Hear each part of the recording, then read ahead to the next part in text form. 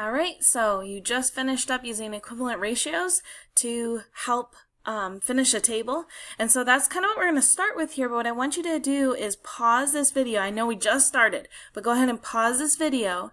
And you've got Emma here who's starting her first shift at Starbucks, but she has a table that needs to be completed first so that we know this ratio for the perfect punch recipe. So they give you the original ratio here of 5 cups of strawberry juice in order to, and then 6 cups of water to make this perfect punch recipe. And so what I want you to do is pause this video and try and fill out this table yourself first, and then you can unpause to see the results and move on with the rest of the questions. So my hint to you, remember, go back to that original ratio in order to complete each spot. So go ahead and pause the video and complete the table yourself. When you're ready, unpause the video and listen for the next part of the notes.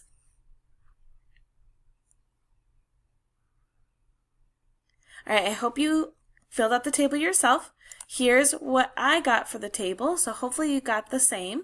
So I'm not going to go through every single thing, but again, you're going back to this original ratio. So for this first one, we did times 2. Then the next one, it jumped, and we were actually doing times 5. So I do the same thing to 6. This one went in order, so then we were doing times 6. So that's how we got our missing piece there. Then we did times 10. And then this one was a little tricky. You might have had to use some division to figure it out, but we did 5 times 17 to get 85, so you had to take 6 times 17.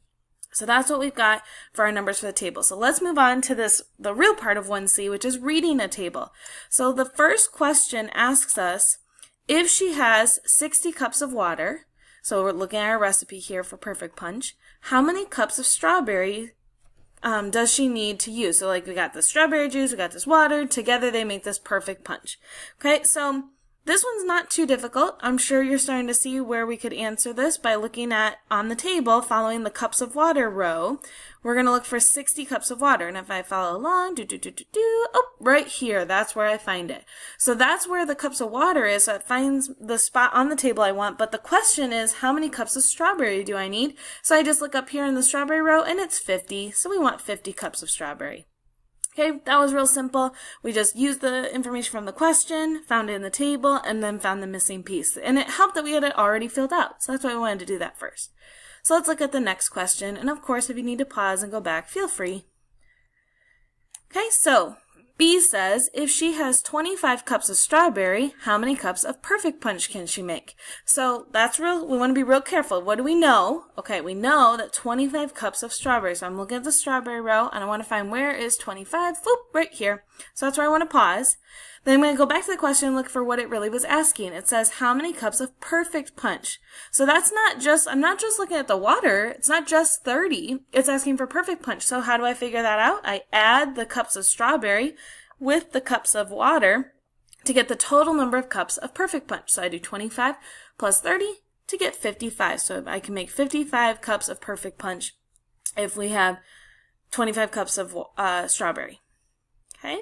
Again, feel free to pause and go back if you need to take a closer look at something, but we're going to go to one more question here.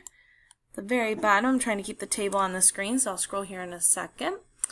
Okay, so this time it says, if she has 66 cups of perfect punch, how many cups of strawberry and water does she need to use? So this one, the answer that is given to us is not actually, or the information that's given to us is not actually on the table. I don't see a 66 anywhere. But if I use some reasoning here, it says 60 cups of perfect punch.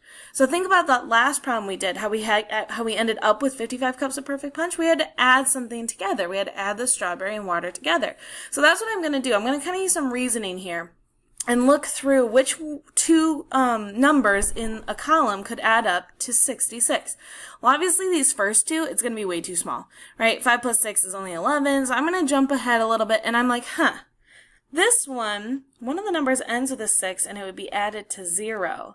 And 3 plus 3 is 6. So, that 30 plus 36 gives me 66. So this is the column I want to look at the perfect punch. So then all I need to do is break it down. How many cups of strawberry? It tells me 30 cups of strawberry.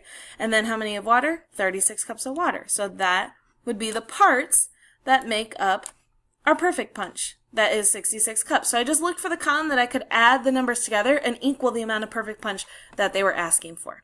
So those are the ways you can read a table. Sometimes they're right on there and you're just looking for that other missing piece. Sometimes you have to do a little bit of math in it, but all the information's there. That's why it's so important to get this table completed accurately before you start those questions. Otherwise, it's going to mess up your questions. So feel free to go back and take a look. But if you are ready to go on to that quick check. You've got basically the same type of thing. And make sure you get a signature with that. Good luck, and I know you've got it.